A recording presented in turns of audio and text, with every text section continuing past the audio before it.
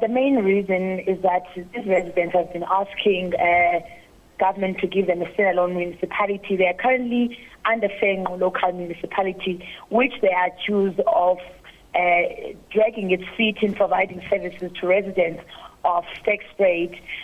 Today, when we were observing each and every center that was supposed to help them for registration, most of the residents just stayed in their houses, and some of them were just in town, not even acting as if they were interested in the registration process. What we also saw is a number of police that were deployed in this area to monitor the situation, because as we have been observing in the past months, since last year in October, this area of Stekspruit has been very, very violent when residents were engaging in their protests for this standalone municipality. So there's a huge police presence in this area, and there are also defense members now that have been called to help monitor the situation. But as the day ends now, a lot of people didn't go to those voting stations. Most of those voting stations were closed, and most of them didn't even receive stationery for the registration process.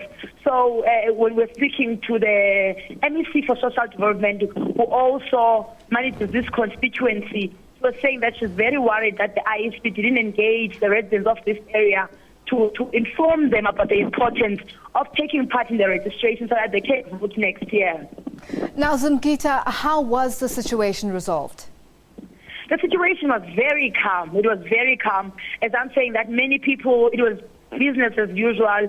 They were in town, some were just in their homes. The only thing that they didn't put close into their house is going to those registration centers and checking if they are registered to vote next year, and also those who are not registered, and also take into the process of registering for next year's elections.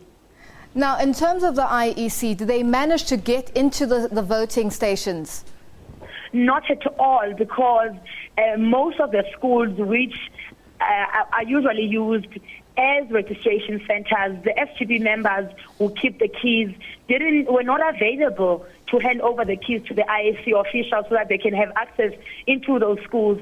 Some of the principals that we spoke to were saying that they didn't even receive letters from the IEC asking permission to use their schools. However, even if the IEC did, they would be skeptical to hand over those keys because of fear of intimidation from other people who are not interested to take part in the registration process. So it's been that situation around Stekspruit. But tomorrow, the MEC has urged a lot of people to go into those registration centers so that they can register, because if they miss out on the opportunity of registering now, they might not be able to cast their votes next year, Thank you, might Zimkitha. affect the budget allocation in this area.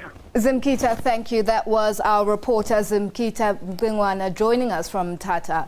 And now we're joined on the line by Mthatha from the IEC in the Eastern Cape.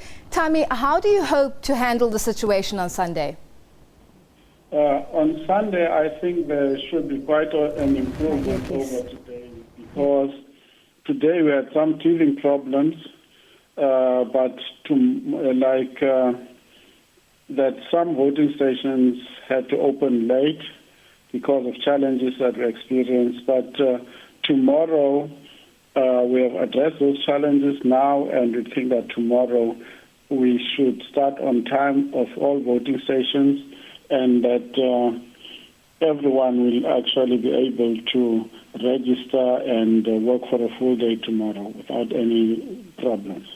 Tell me, what measures have you put in place to make sure there are no disruptions?